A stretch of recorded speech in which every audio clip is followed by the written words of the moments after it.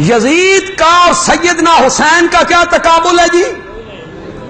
تم نے خواہ مخواہ تقابل بنا دیا. اللہ کے بندو، تم نے یزید اور حضرت حسین کا تقابل کیوں بنایا؟ مجھے اس پہ تعجب ہوتا ہے. یہ ساری دھرتی یزید جیسے لوگوں سے بھر جائے، حضرت حسین کے قدموں کو بھی ہاتھ نہیں لگا سکتے، نہیں لگا سکتے. کہاں یزید اور یاٹا دن گٹا کتھے تے بھربٹا کتھے، کتھے گٹا تے کتھے بھربٹا، ان کی کیا نسبت ہے آپس میں؟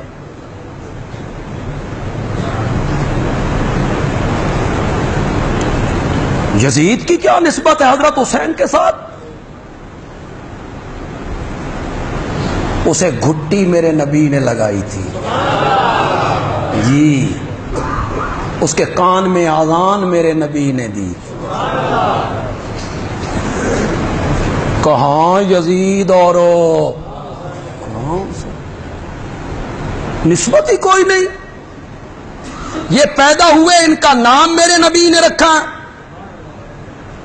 ان کو گھٹی میرے نبی نے دی، ان کے کان میں آذان میرے نبی نے دی. اور ایک روایت آپ کو سناؤں، پسند آئے تو سبحان اللہ کہنا. حضرت حسین کے پیٹ میں دنیا کی سب سے پہلی غذا جو پہنچی تھی وہ آمنہ کے لال کا لعاب تھا.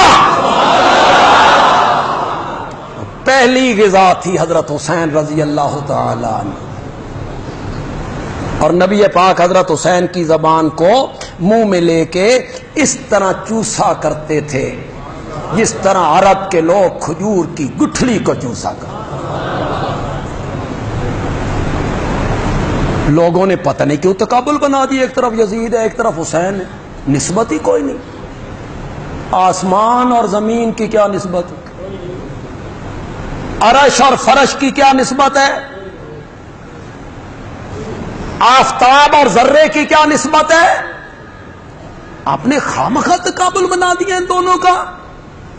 حضرت حسین بہت اونچے ہیں، حضرت حسین رضی اللہ تعالیٰ عنہ بہت عظیم ہے، بہت عظیم ہے.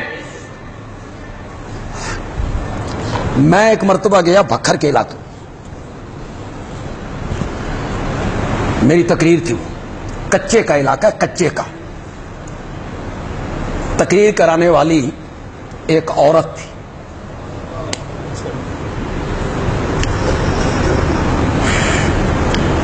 ہمارے یاروں نے وہ جلسہ جس جگہ پہ تھا وہاں پابندی لگوا دی، اتنے جلسہ نہیں ہو سکتا. وہ سارے اپنے ہی سن، اپنے تھے، ہمارے اپنے ہی بعض اوقات کرتے رہتے، ہمارے اپنے تھے. وہ اس عورت نے جو مرد آگے کیا ہوا تھا بے تو انتظام و انصرام کرنا، وہ بڑا گھبرایا.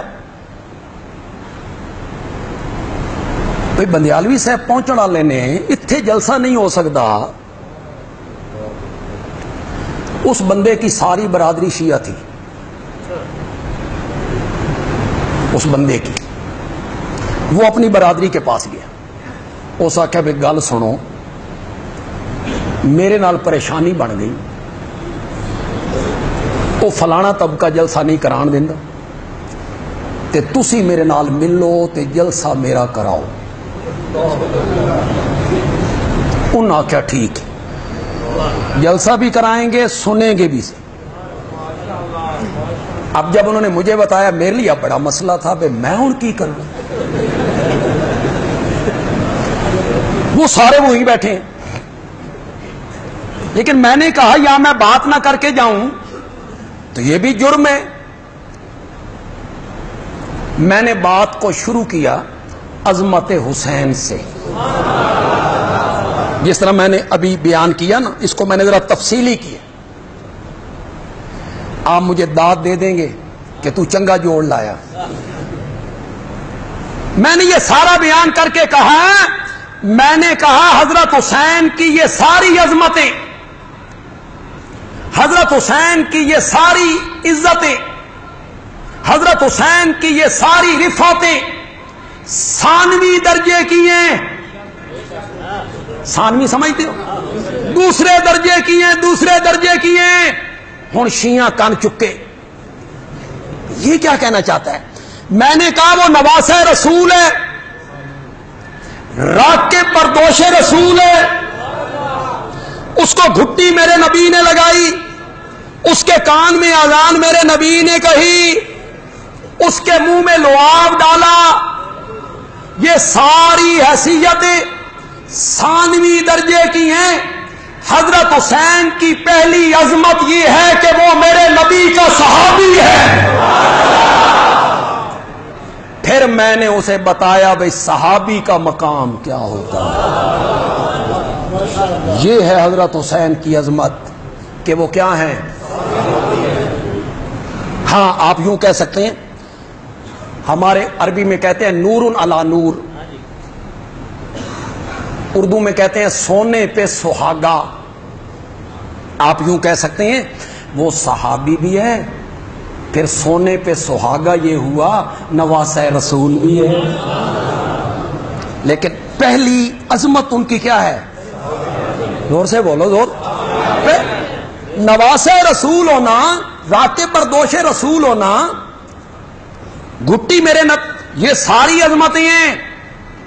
لیکن صحابی رسول والی عظمت کا مقابلہ کیسے ہو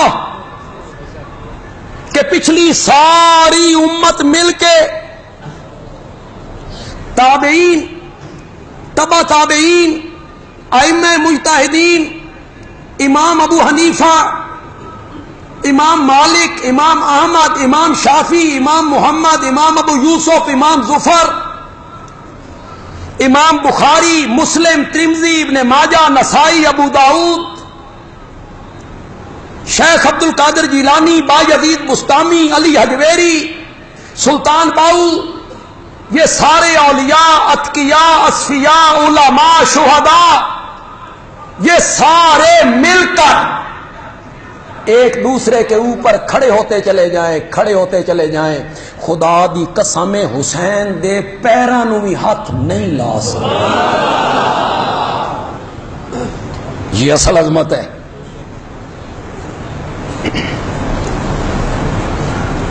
جب صحیح حقائق بیان کیے جائیں وہ مشکل ہوتے ہیں، بیان کرنا بھی مشکل، سننا اس نالوں زیادہ مشکل. لوگ کہتے ہیں ہاں یہ کیا کہہ رہے ہیں؟ جب اصل حقائق ہم بیان کرتے ہیں نا